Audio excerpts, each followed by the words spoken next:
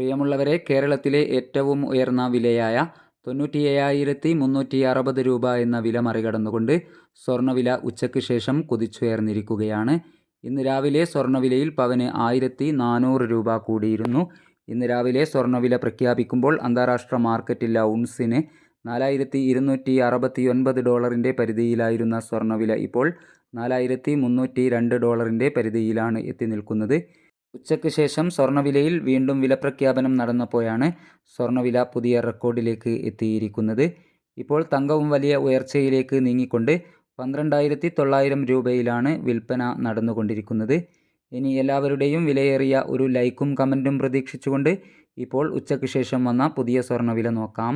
ഇന്ന് 12/12/2025 ഉച്ചയ്ക്ക് പവന് 400 രൂപ കൂടിയിരിക്കുന്നു.